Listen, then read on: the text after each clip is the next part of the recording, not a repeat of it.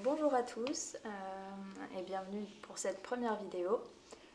Le thème de cette première vidéo sera la respiration parce que en tant que flûtiste, vous jouez d'un instrument à vent et on utilise tout comme les chanteurs. On a une technique respiratoire qui est très proche de celle des chanteurs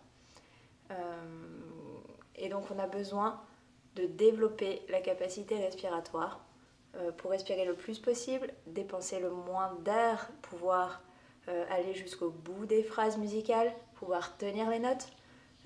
Et tout cela s'apprend, il y a une technique. Donc je vous propose aujourd'hui quelques exercices pour travailler sur la respiration.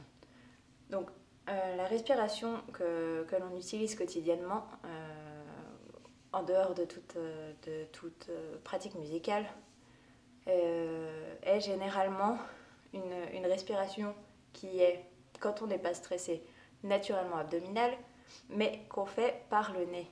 Donc, si vous respirez par le nez, l'air a tendance à se placer en bas. Maintenant, il va falloir trouver la même place. Enfin, je rectifie. L'air ne se place pas en bas, on est d'accord. L'air qu'on inspire se place dans les poumons. Mais les poumons, en se gonflant, font baisser une membrane qu'on a ici, qui fait un peu un bol, plus ou moins, qui est attachée devant et jusqu'au côte derrière, donc qui sépare vraiment les poumons et le cœur des organes qu'on a, l'estomac, voilà, tout ce qu'on a au niveau du ventre. Et quand on respire du coup de manière abdominale, on a cette membrane, le diaphragme, qui appuie et qui va s'ouvrir en fait, s'aplanir, qui va pousser les organes. Donc on a le ventre qui gonfle et les côtes qui s'ouvrent. Si au contraire vous respirez de manière haute, donc en bloquant complètement ici, vous n'avez pas cette sensation, mais vous sentez que vous êtes complètement bloqué.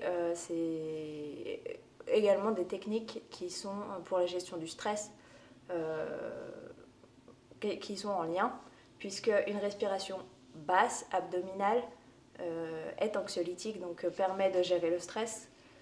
Une respiration au contraire haute est une respiration qui bloque. Il y a des études qui ont été faites pour ça sur des militaires. On leur a placé un corset au départ vers le haut pour les obliger à faire une respiration basse, ce qui leur a permis d'avoir une meilleure gestion du stress. Et on a fait l'exercice inverse, on leur a placé un corset qui bloquait le bas du corps et ils ont démontré plus d'anxiété. Aparté faite. Donc nous, on a besoin d'une respiration abdominale, donc d'avoir ce diaphragme qui monte et qui descend et de pouvoir le gérer. Le problème, c'est que le diaphragme est un muscle, mais un muscle involontaire que l'on ne peut pas contrôler. Donc pour ça, je vais vous montrer deux exercices déjà pour placer la respiration en bas du ventre. Premier exercice, donc vous allez vous asseoir sans dossier, ok, sur un tabouret ou sur l'avant d'une chaise, les pieds bien à plat. Vous allez vider tout l'air que vous avez dans les poumons, serrer les mains, les coudes et vous penchez complètement en avant. Dans cette position, vous allez faire plusieurs grosses respirations et observer ce qui se passe, les ressentis. Normalement, vous allez sentir le ventre qui se gonfle, également les côtes derrière, dans le dos.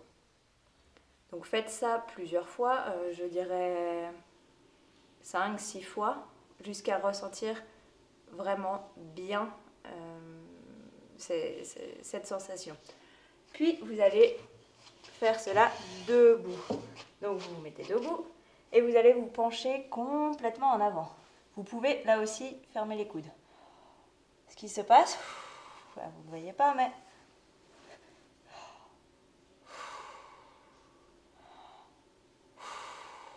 c'est que la respiration se fait complètement.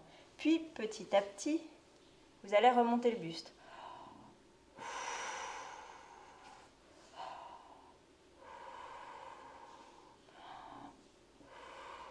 Puis encore plus haut, jusqu'à réussir à sentir la même sensation de l'air. Pour cela, vous pouvez pour l'instant comprimer votre cage thoracique donc vers le haut, ok, en serrant les coudes. Ce qui vous oblige ce qui oblige les poumons à se gonfler en compressant le diaphragme. Puis, avec un peu de pratique, vous allez essayer de retrouver ça à chaque fois que vous respirez avec votre flûte. Donc, pour le moment, je dirais si ça c'est pas intégré pour vous, pour certains ça l'est, pour d'autres pas complètement, pour d'autres pas du tout. L'objectif cette semaine est de respirer le mieux possible. Donc prenez du temps quand vous jouez votre pièce pour bien respirer. Même si vous rajoutez 2 temps, 3 temps, peu importe. Mais vous respirez pleinement. Et au fur et à mesure, vous essayez de prendre la même quantité, de retrouver ces sensations plus rapidement. Petit aparté, on a une respiration qui est proche des techniques de sophrologie, de yoga, qui est une respiration complète. Donc je vous l'explique parce que ça peut être utile en cas de stress par exemple. On ne l'utilisera pas à la flûte, mais c'est bien de la connaître. Donc le départ est la même chose. Vous êtes assis, on peut la faire debout hein, bien entendu, mais là pour l'exercice c'est mieux assis. Donc vous videz l'air de vos poumons, vous compressez la cage thoracique, vous respirez, puis une fois que vous avez complètement gonflé ici, vous allez ouvrir les bras pour développer ici au niveau de la cage thoracique. Une fois que vous êtes plein, vous levez les bras, vous continuez à respirer. Et là, vous avez l'impression de ne plus pouvoir mettre d'air du tout. Eh bien si, vous allez tendre les bras, serrer les pouces et aller encore plus haut. Et vous serez surpris de voir que vous pouvez encore respirer. Une fois que vous êtes là-haut, tout est bloqué. Vous expirez. Et vous faites ça 2 fois, 3 fois. Ça permet de renouveler complètement l'air et ça permet de détendre complètement tout le haut du corps et donc d'être moins stressé. Aparté fait. Pour jouer de la flûte, on ne fait pas qu'inspirer l'air, on est d'accord, on doit l'expirer. On doit l'expirer en gardant l'air le plus longtemps possible, en fluctuant. Donc la pression, la direction, il faut pouvoir gérer ça. Donc cette gestion, ce relâchement très lent du diaphragme en fait, puisque c'est lui qui va gérer le soutien et l'expiration. On peut la contrôler par différents exercices, mais pour ça il faut soutenir et il faut sentir ce qu'on appelle le soutien. Donc pour ça, vous allez avoir besoin, si vous avez, d'un ballon de baudruche, si possible avec pas mal de résistance. Donc, je vous montre, vous allez prendre le ballon de baudruche, vous allez le gonfler, mais vous allez sentir le moment où, avant de s'écarter, on a énormément de résistance et ça nous demande un effort conséquent.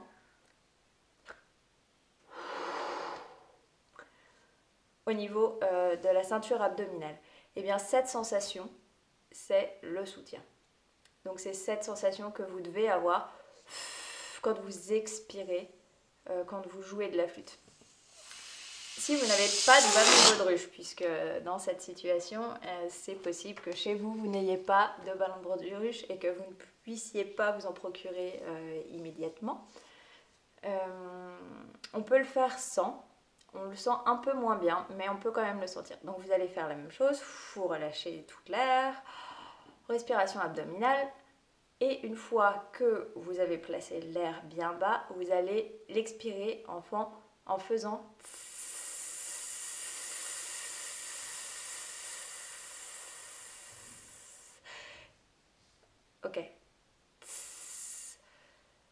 Donc la langue qui est placée derrière les dents pour contrôler le flux d'air. Vous devez toujours essayer de pousser vers l'extérieur et vers le bas. Ok, la sensation, c'est pas je me rétracte, c'est je m'ouvre. Bien sûr, vous allez vous vider, donc à un certain point, le ventre va se dégonfler, etc. Mais il faut tenir le plus longtemps possible. Donc une fois que ça, vous l'avez bien senti, essayez de faire la même chose. Donc respiration abdominale. Et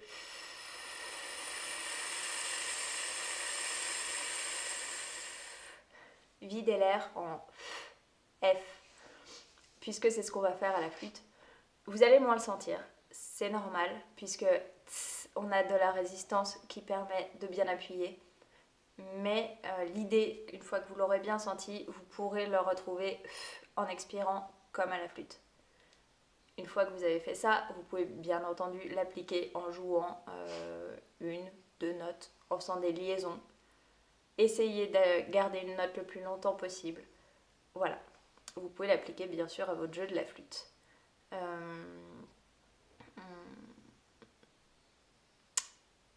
Je voulais rajouter quelque chose. Oui, un autre exercice avec le ballon. Si vous avez un ballon, je vous donne un exercice qui n'est pas pour développer la respiration cette fois, c'est un exercice un peu bonus, mais qui va permettre de développer le son que vous avez à la flûte en ouvrant dans la gorge, en ouvrant au niveau de la bouche pour avoir plus de résonance. Et c'est un exercice qui peut être rigolo. Donc vous prenez votre ballon, vous allez le gonfler. Pas trop gros, ok, pour garder de la résistance. Et là, vous allez devoir garder le ballon gonflé, donc en résistance, mais sans pincer les lèvres, sans pincer l'air. Donc le garder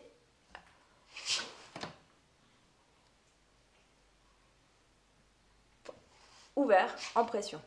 Une fois que vous avez réussi à faire ça, ce qui n'est pas déjà facile, hein, essayez, vous allez voir, vous allez chanter dans le ballon.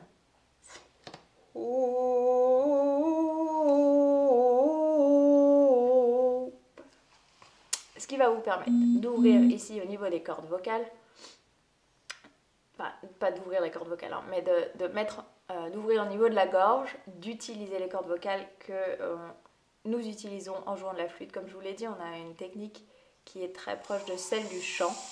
Donc oui, on utilise les cordes vocales quand on joue. Donc c'est bien de faire cet exercice. Ça permet d'ouvrir, pour garder la pression, on a la bouche qui est ouverte. Ce qu'il va falloir retrouver ensuite dans votre jeu de la flûte, puisque ça permet d'avoir plus de son, donc plus de forté notamment, en utilisant plus d'air bien sûr.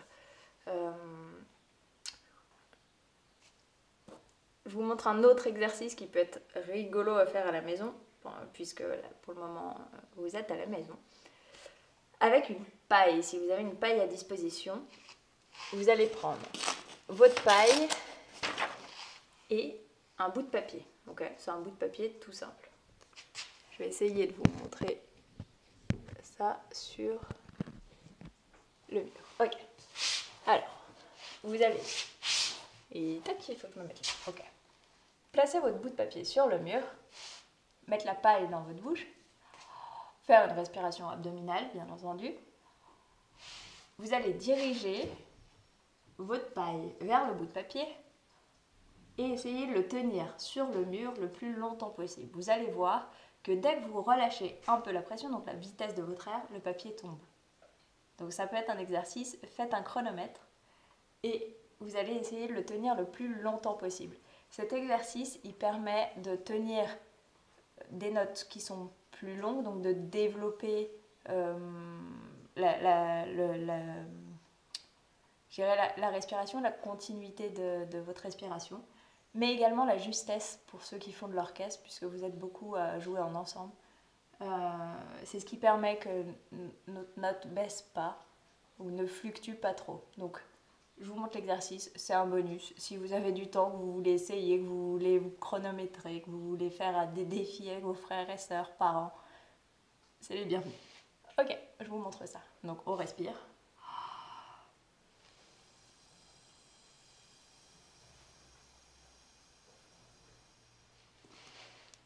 Et vous allez tout simplement tenir avec la paille le bout de papier sur le mur. Vous pouvez faire ça plusieurs fois et essayer d'améliorer vos performances. Voilà pour ce qui est de la première vidéo sur la respiration. Si vous avez des questions, n'hésitez pas. Ça peut être complexe pour certains, ça peut être très utile pour d'autres. Dans tous les cas, ça sera utile.